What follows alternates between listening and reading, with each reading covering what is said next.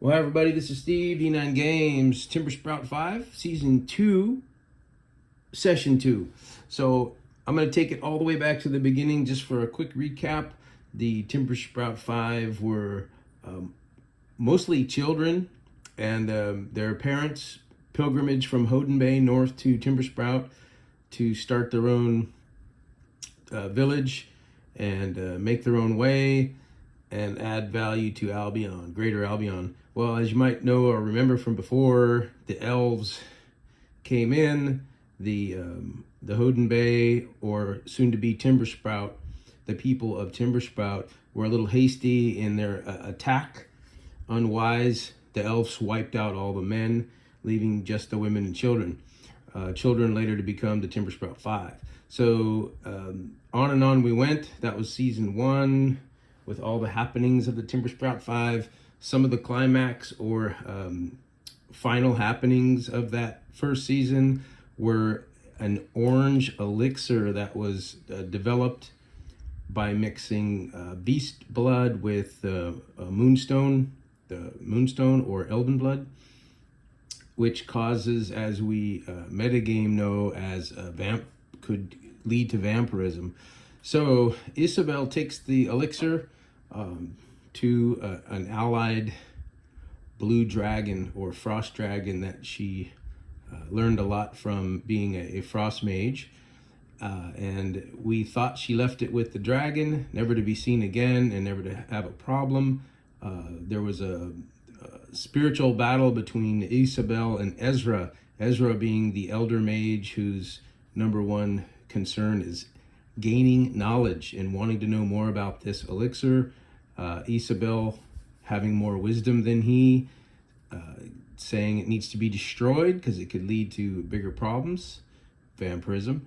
And what happened behind the scenes we don't totally know, but several decades later, maybe 15 or 20 years from the original Timber Sprout 5 adventures, there's word on the wind of this orange elixir, whether it was recreated or it leaked from either the dragon or Isabel and Ezra. We still don't know. Some of that's a mystery, but Edward's concerned. He leads a rather large following now of cultists, or actually, we the Timber Sprout 5 call Edward's group cultists, even though they're a bunch of priests, because they're not always on board with some of his ideas. So anyway, that's where we're at.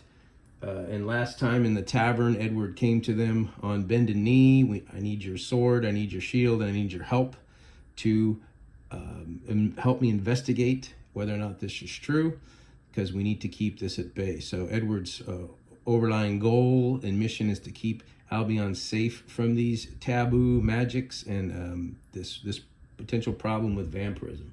So the challenge has been set.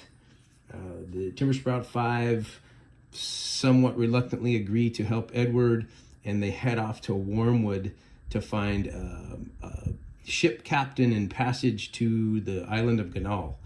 But on the way,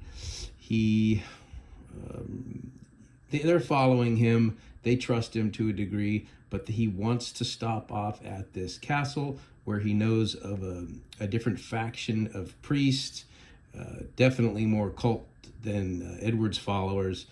But he, in the past, had left an antidote for this vampirism. In case anything were to happen, this antidote would be able to eliminate the effects immediately, and he left 10 doses with them. So the first place he wants to visit is the cult castle here, which is southwest of Timber Sprout, probably halfway to Wurmwood.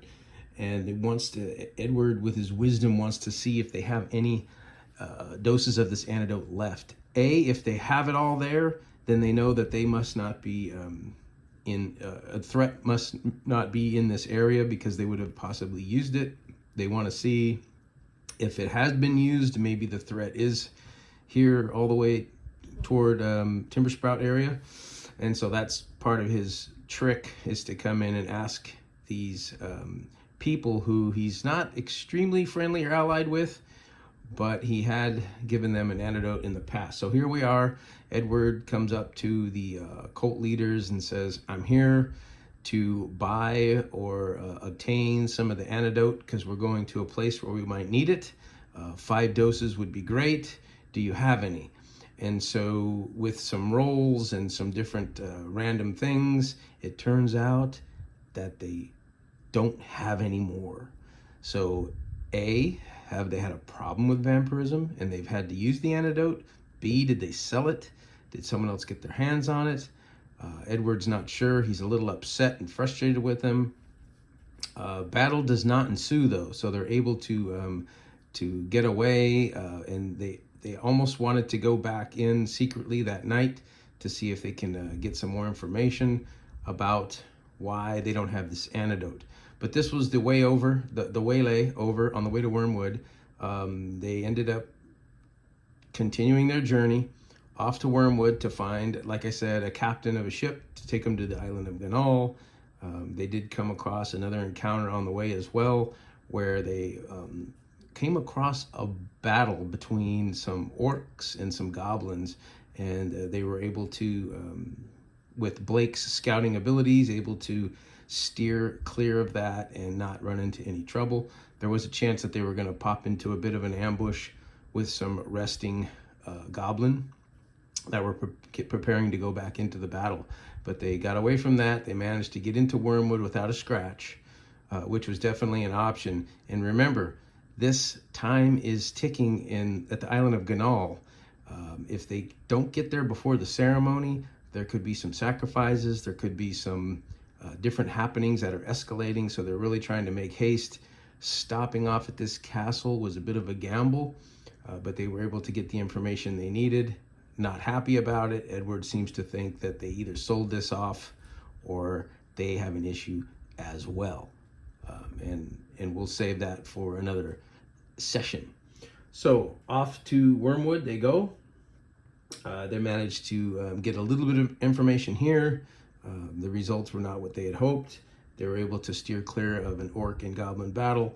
Then they rolled into Wurmwood to meet up with the inhabitants of Wurmwood, which is a village, a little larger than a hamlet now. They're a village.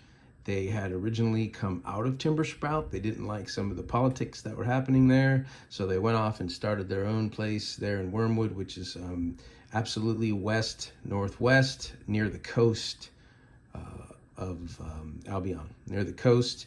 That hope to find a captain to take them to the island of Ganahl, which is off into the sea, probably midway between the coast and Erland. So that's where we are. They were able to get a little bit of information here. They were able to get into Wurmwood without a scratch.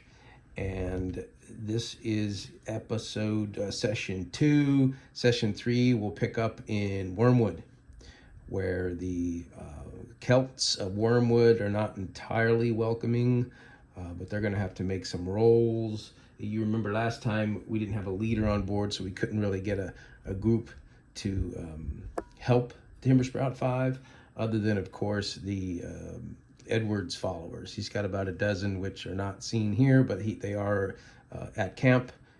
They were ready to come in and rescue if necessary, but they're at camp. So they're portraying themselves as being just the 5 to this cult leader. So going into Wurmwood, they need to make some rolls. They need to see if they can gain some trust and respect from the Wurmwood folk. And again, this is about 15 years later. So Wurmwood is a bit of a village now, well established with their own heroes and their own families and farms and agriculture and trade. So next stop is Wurmwood, and that's it for session 2. Until next time, peace.